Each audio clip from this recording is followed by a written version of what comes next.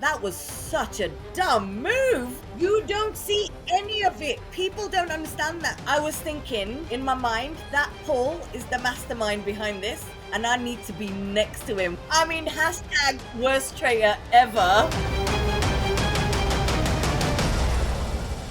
Hello guys, welcome back to Hello Magazine's Traitors Talk. We are here, episode 3. We're talking about episode 4 of The Traitors, and we have a special guest with us today. It is the one and only first traitor out of the game. We have Ash. Hello, Ash. Hello. First of all, how are you? That's it. How are you? I mean, I wanted an adventure, right? That's exactly what I'm getting. I've got a special place in my heart for Ash. The reason being is because I remember getting a DM from Ash literally after season 1. Yeah, getting a DM saying, "Oh my God, I'm a massive fan of the show. You played a blinder," saying all these nice things to me. And I didn't realize it was this Ash until I clicked on a link somebody posted about the cast, the cast being revealed. And I clicked to DM because when I found out you was a traitor, I was like, let me DM all the traitors to say, I hope you win, basically. And it was the same Ash. I was like, oh my God. Oh my God. Ash. Yeah. Ash, you were a Mate, super I love fan. that show. You know what? I watched it twice last Christmas. I loved it that much. Mate, I've watched episode 4 twice. I've watched your episode 4 twice. I find it mind-boggling, and I just think there were so many decisions made in episode 4 that sort of led to the downfall, but then also other people looking at other traitors, which is cool, and we need to get there. But first of all, how was it watching episode 4 back? That was quite tough because it takes you back to how you were feeling at that time. I think actually episode 3 was tougher for me, but episode 4 was. I remember how I felt at that time. But I remember when I got to that round table, my last round table, I think I was almost at peace with, oh, okay, I think I know what's going to happen here, but I'm good. It's all right if this is what's going to happen. But you didn't cry and say, I'm ready to go home, like someone did. You're such a traitor, Wilf. How did you feel watching it back and seeing Paul doing his little moves and scheming? Seeing that back, and obviously when you're there, you don't see any of this. So how was it watching that? You don't see any of it. People don't understand that because in that moment, especially when everyone is at you, your mind is just somewhere else. You're just thinking, oh my goodness, what is happening here right now? So you actually kind of miss everything that's happening on the table. And even when I watched back last night, I was thinking, I don't remember even saying any of those words that came out of my mouth. I don't remember it the first time round at all. Yeah, it's really strange when you're there because your mind goes into autopilot and so do your words. So you end up just saying things that come to your mind at the time. I remember when, obviously, I was outed as a traitor, right? I just went on this mad rant. And then afterwards, I was like, what did I do? Watching it back was similar to you must watch it back and be like, what am I saying? Now, watching that episode back with Paul, do you have any regrets from episode 4? In a way, I do. But that whole dungeon thing that happened. I mean, that's Traitors, right? That classic Traitors twist. We didn't know it was going to happen when we went up to the Tarot. I'm busy having a go at the lads. And then suddenly Claudia comes in. And then we're like, what? What's happening now? What are we doing? Oh, my goodness.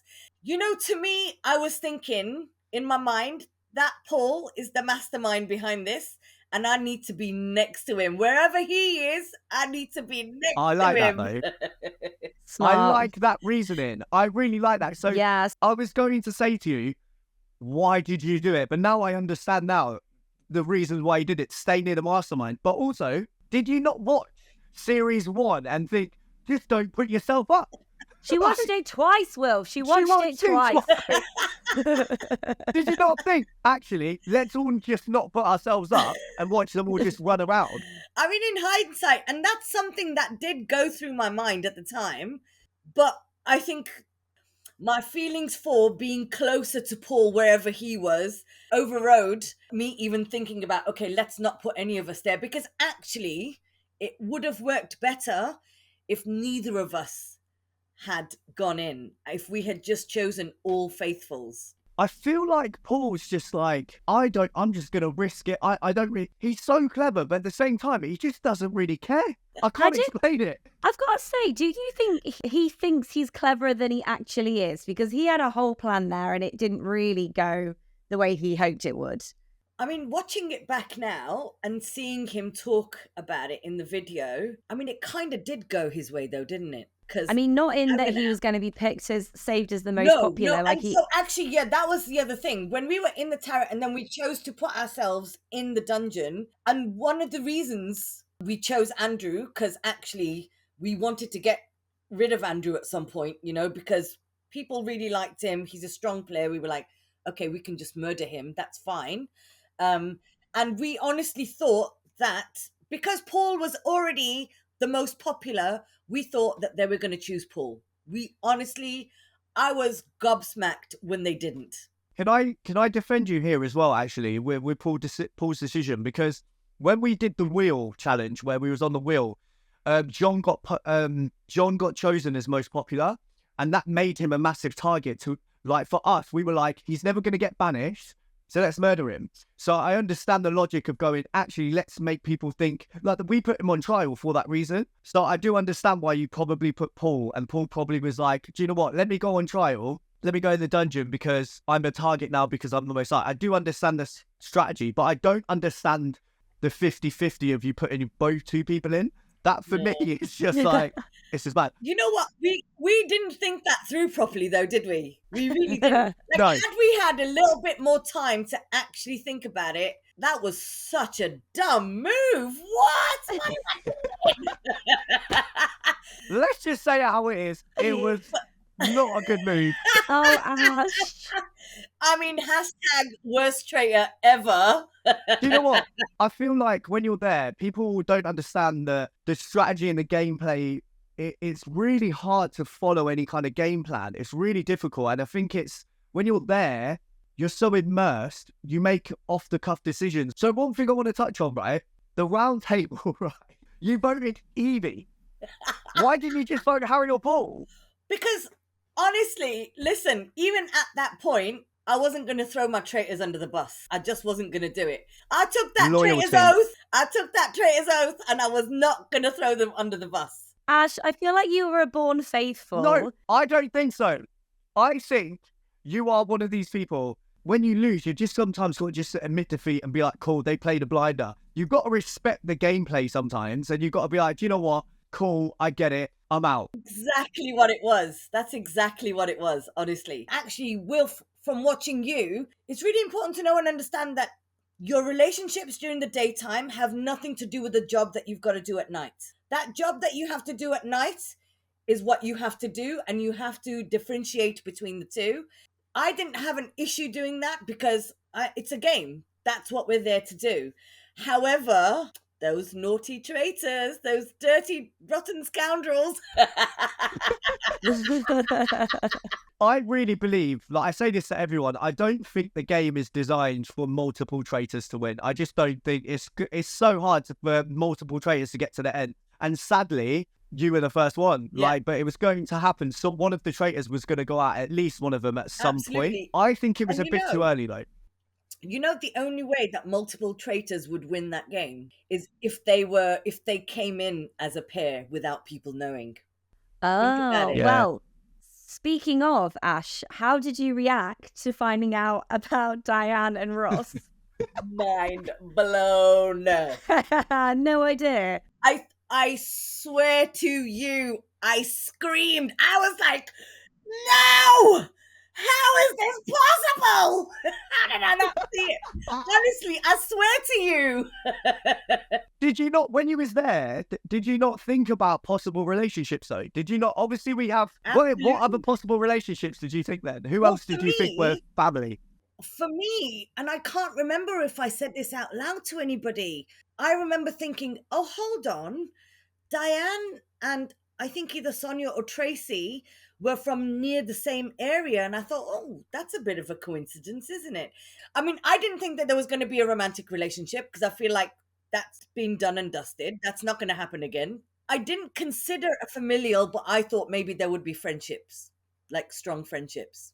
I feel like you're saying, it's when you're a traitor, it's really hard for yourself to feel comfortable actually talking to them in the castle. So you don't build up natural trust like you do with everybody else. You can't. It's really hard to build trust within each other because you only really talk to each other properly at nighttime when you're deciding who to murder. So I do agree, like maybe two people coming in together as a traitor, they're traitors that actually trust each other. And even before we were chosen as traitors, I had already started creating a bond with Paul. He was like my little bestie, honestly. And then if you think about it, I don't know, some people missed this scene. When we all got chosen and we didn't know who each other was, the three of us naturally were sat together by the pool table. I know. I remember seeing that and being like, that was that's funny. amazing. Do you know what I mean? We naturally just gravitated towards each other. So, I mean, that's going to tell you something. Would you have done anything differently? We obviously know you wouldn't have put yourself in the dungeon, right? So what else? You know what? I think me looking back now, watching it, I should have chilled out a bit because I think I was too tense. And that automatically, what happens is that even when you don't mean to, subconsciously, you're probably giving off a vibe. And I think maybe that's what people were picking up on because I was tense.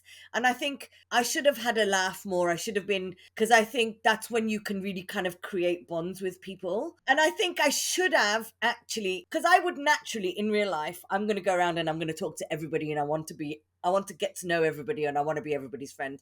And actually what I should have done was picked a small core group of people and had them as my little group, you know?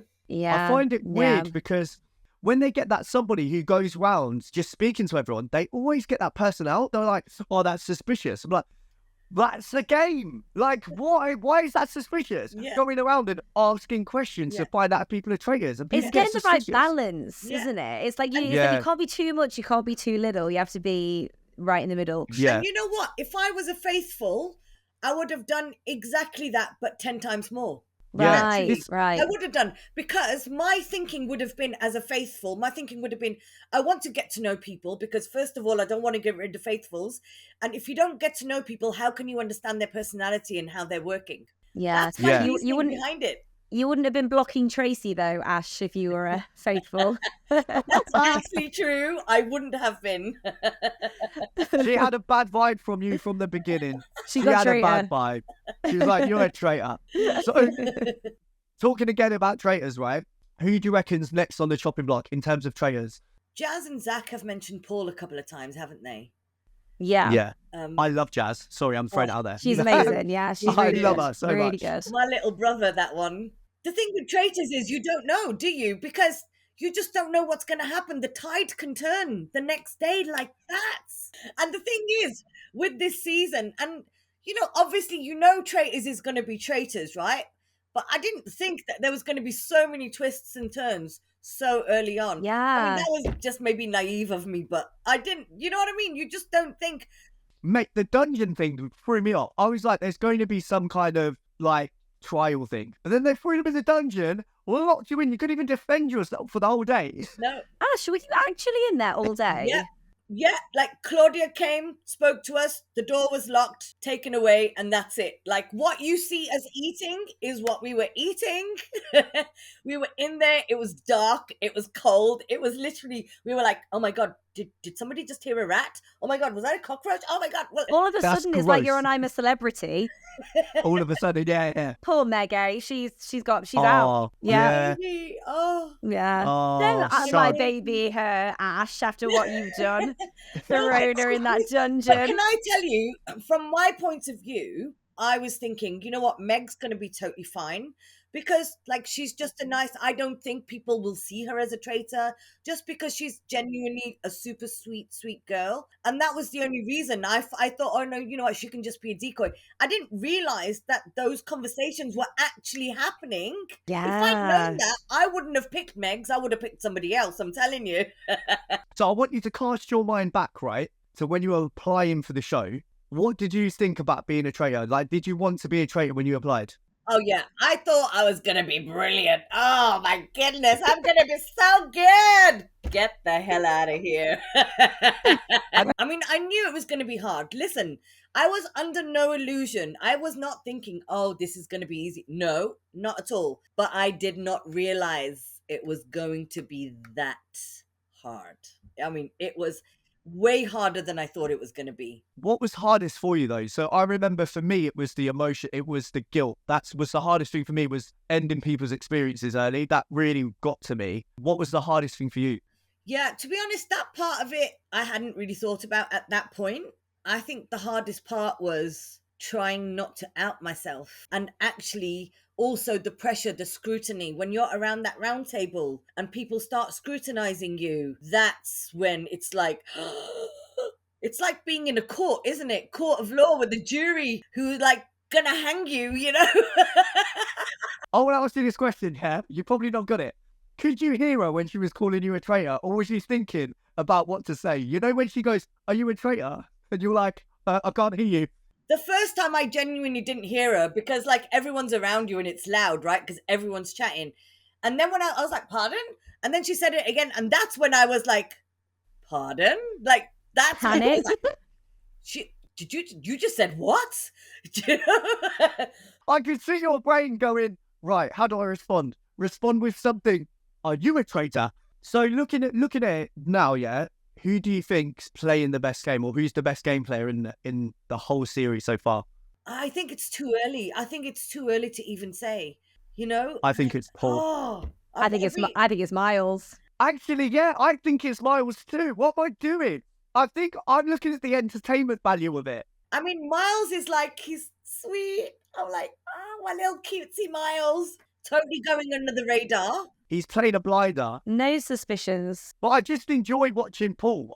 He's so entertaining to watch it. Like, He may as well have like a twiddly mustache and like a cloak like this. Like, he's so evil. I love him. I think he's brilliant. I love him. I cannot tell you how much I love him. How did you feel when you stood there and you were so angry and you could see it in your face, and then he turns to you and goes, "You okay?" I'd have punched him. I'd have been like, you know what? Going out this game. What did you feel? Did you know just what? want to just go nuts? At that point, because I was raging, you know, and my head was still spinning. Are you okay? I'll bloody show you how okay I am. You lasted 4 episodes, okay? If you was a faithful, would you have lasted longer? I doubt it. You know why? Because no. I'm telling you, I would have lasted less because I wouldn't have had that pressure, right? So I would have been more myself, and I'm a bit of a motor mouth. Do you know what I mean? Right. And I'm telling you, my mouth would have gotten me into trouble. Murder or banishment? I reckon banishment first. I don't know if they would have murdered me, because I think they would probably think, you know what, she's going to banish herself, forget it. The classic, let them murder themselves. This is the ultimate question. Like, I know you probably know who wins, and you're going to say, no, I don't, but I'm not going to try and get it out of you. Who do you want to win then, Ash? My boys. Any one of my traitor brothers. Yes! Yes, absolutely. I'm going to back them. Listen, I'm a traitor for life now. That's it. Do you know what I mean? I'm backing my traitor boys. Thank you so much for joining me and Wilf and Ash for the latest episode of Traitors Talk. Please leave your comments below. We love hearing from you.